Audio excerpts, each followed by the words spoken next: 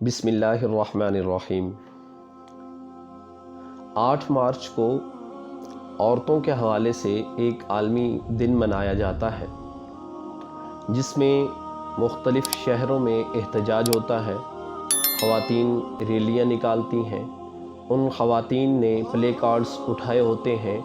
اور اپنے حقوق مانگنے کے لیے وہ اس احتجاج میں شریک ہوتی ہیں۔ بیسیکلی ان کا مقصد یہ ہوتا ہے کہ ہم یہ احتجاج اس لیے کر رہی ہیں کہ جو ہمارے حقوق کو دبایا جا رہا ہے، جو معاشرے میں ہمارے اوپر ظلم ہو رہا ہے، جو معاشرے میں ہمارے ساتھ ناانصافیاں ہو رہی ہیں، مارکیٹس کے اندر، جابز وغیرہ کے اندر، گھروں کے اندر، یا ہمارے حقوق پر ڈاکہ ڈالا جا رہا ہے، اس کی آواز بلند کرنے کے لیے ہم آج یہاں پہ اکٹھی ہوئی ہیں۔ لیکن اگر اس کے برعکس دیکھا جائے تو ان کے ہاتھوں میں ایسے پلے کارڈز ہوتے ہیں کہ ان کو پڑھ کر ایک انسان جو ہے وہ شرم سے ڈوب جاتا ہے کہ کیا وہی عورت جسے اسلام نے اس قدر اہمیت عطا فرمائی کہ وہ عورت آج اس طرح کے پلے کارڈز اٹھا کر چوکوں اور شاہراہوں پہ کھڑے ہو کر نعرے لگاتی ہے۔ اگر ان کا لباس دیکھا جائے تو ان کا مکمل لباس بھی نہیں ہوتا، اور ان کے مارچ کے اندر گانے،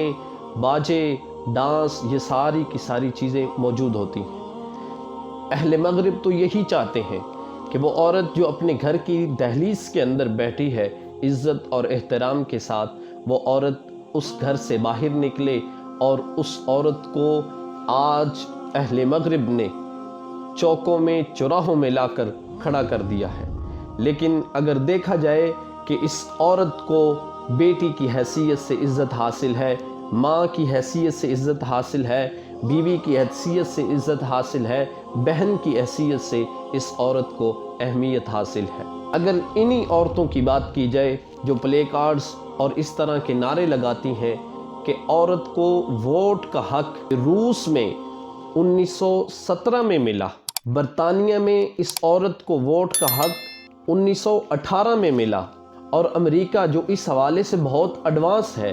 اس میں عورت کو جو حق ملا وہ 1920 میں عورت کو ووٹ کا حق امریکہ میں ملا، اور 19ویں صدی میں کہیں جا کر اس عورت کو پراپرٹی میں حصہ دیا گیا۔ لیکن اسلام نے اس عورت کو 1400 سال پہلے وہ سارے کے سارے حقوق عطا کر دیے تھے۔ اسلام نے عورتوں کو معاشرتی حقوق دیے، اسلام نے عورتوں کو سماجی حقوق دیے، اسلام نے عورتوں کو اخلاقی حقوق دیے۔ یہ اس وقت کی بات ہے کہ جب یہ عورت تحت ثری کی پستیوں میں تھی۔ اس عورت کو اسلام نے اٹھا کر اوج ثریا کی بلندیوں تک پہنچا دیا کہ یہی عورت کہ جس کے قدموں تلے اسلام نے جنت کو لا کر رکھ دیا ہے۔ اور نبی رحمت صلی اللہ علیہ وآلہ وسلم نے ارشاد فرمایا کہ 4 عورتیں ایسی ہیں جو دنیا میں عظیم ترین عورتیں ہیں۔ پہلی عورت جس نے ماں کا کردار ادا کیا وہ حضرت عیسیٰ علیہ السلام کی والدہ حضرت سیدہ مریم تھی، کہ وہ عورت جس نے عظیم بیوی کا کردار ادا کیا وہ حضرت سیدہ خدیجہ الکبریٰ رضی اللہ تعالی عنہا تھی، کہ جنہوں نے ایک عظیم بیوی ہونے کا ثبوت دیا، اور یہ ایسی خاتون تھی، ایسی تاجر خاتون تھی، انہوں نے اپنا سارے کا سارا مال جو ہے وہ راہ خدا میں خرچ کر دیا۔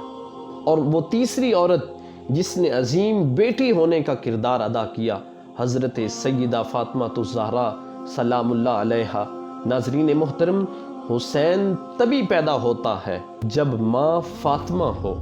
اور یہ عورت جس نے عظیم بہن اور عظیم عورت ہونے کا کردار ادا کیا، حضرت سیدہ آسیہ جو فرعون کی بیوی تھی۔ ہمیں آج اگر کسی کو آئیڈیل بنانا ہے، ان عظیم عورتوں کو اپنا آئیڈیل بنانے کی ضرورت ہے کہ جنہوں نے بیٹی ہونے کی حیثیت سے ماں بن کر،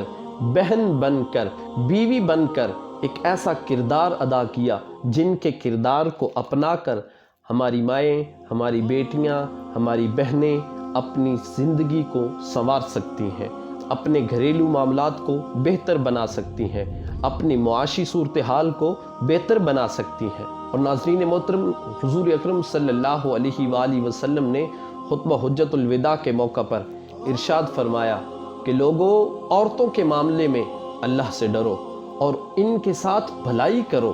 اور فرمایا کہ میری اس وصیت کو قبول کرنا۔ ناظرین محترم، عورتوں کے معاملے میں بھلائی کرنے کے لیے نبی اکرم صلی اللہ علیہ وسلم نے کس قدر تاکید فرمائی۔